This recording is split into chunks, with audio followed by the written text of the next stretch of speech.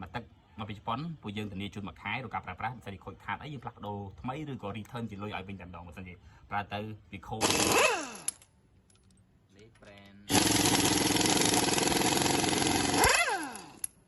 này miền Bắc Đại màu pi Japan chỉ là phong mà tất màu pi Japan PG Impact Rent thì hai thà cặp lên sòn ngay mà Astro Product chỉ là phong sản phẩm từ Japan product này hay nâng mà tất là sau Japan cái miền Bắc Úc miềnแบบนั้นmàu sạch mình tên hay bạn không áo miền này khác thì trắng không áo nó nhiều miền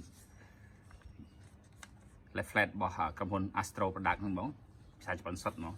chẳng sẽ ăn phạt cà phê hay dừng miền product user manual muối chẳngคือ product របស់ Astro product ហើយកំភ្លើងនេះវាមានទំហំពី100រៀលកំភ្លើងសម្រាប់កម្លាំងរបស់វាគឺរហូតដល់ទៅ680 Newton ហើយទម្ងន់របស់វាស្រាលមែនតើទម្ងន់តាម1គីឡូកន្លះទេយើងមើល specification របស់វានៅក្នុងបុកនេះមកមើលរកសាកសោប៉ុណ្ណឹងយើងមើលកន្លែងនេះចាអញ្ចឹងទម្ងន់របស់វាត្រឹមតាម1គីឡូ5ទេ1គីឡូកន្លះទេហើយកម្លាំងរបស់វាថកឲ្យវាបានរហូតដល់680ហើយអញ្ចឹងមួយនេះគឺប្រើស្រួលមែនតើពួកខ្ញុំបានសាកប្រើវាហើយមុននឹងយកមក review Astro ផលិតផលរបស់ជប៉ុនសុទ្ធនាំចូលមកប្រទេសជប៉ុនហ្មងហើយអ្វីដែលពិសេសហ្នឹងគឺវាខ្លីវា compact ទូចស្រួលកាន់ស្រាលកម្លាំងខ្លាំងហើយខ្ញុំបានសាកប្រើវារួចហើយខ្ញុំបានទៅដោះតូទឹកឡានព្រុសយើងមានតែពេលដែលយើងចង់ដោះបូមអីទៅដោះតូទឹកហើយក៏ផ្លូវខ្យល់ទូទៅអាចទៅបាញ់កន្លែងតូទឹកនឹងបានទេតែមួយនេះអាចចូលទៅដល់វាខ្លីមែនតើហើយប្រើប្រាស់កន្លែងដូចជាប្លុកម៉ាស៊ីនប្លុកជាដូចជាធ្គាមប្រាងដោះធ្គាមប្រាងដោះអីហ្នឹងគឺល្អមែនតើវាខ្លីវាទូចងាយស្រួលហើយកម្លាំងខ្លាំងហើយប្រើបានទូទៅជើងក្រោមប្លុកម៉ាស៊ីនហើយជាពិសេសខ្ញុំ recommend សម្រាប់ប្លុកម៉ាស៊ីនហ្មងកន្លែងដែលឆ្អៀតវាខ្លីស្រាលហើយចូលបានច្រើនហើយកម្លាំងក៏ខ្លាំងដែរ680 Newton អញ្ចឹងវាគ្រប់គ្រាន់សម្រាប់ប្រើប្រាស់សម្រាប់ដូចជាឡាន Toyota Prius អីសម្រាប់ជើងក្រោមសម្រាប់ប្លុកម៉ាស៊ីនសម្រាប់ប្រព័ន្ធប្រាំងអីយើងធ្វើការបានដោយស្រួលតែបើសិនជាឡានធំតិចដូចជា Range Rover Audi ប្រឡងជើងក្រោមធំអី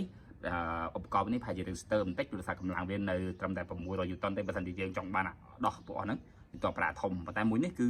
compact ទូចស្រួលងាយស្រួលកាន់ស្រាល1គីឡូកន្លះជាមួយខ្ញុំខ្លាំងអស់ហើយមើលហើយដាក់ជីមក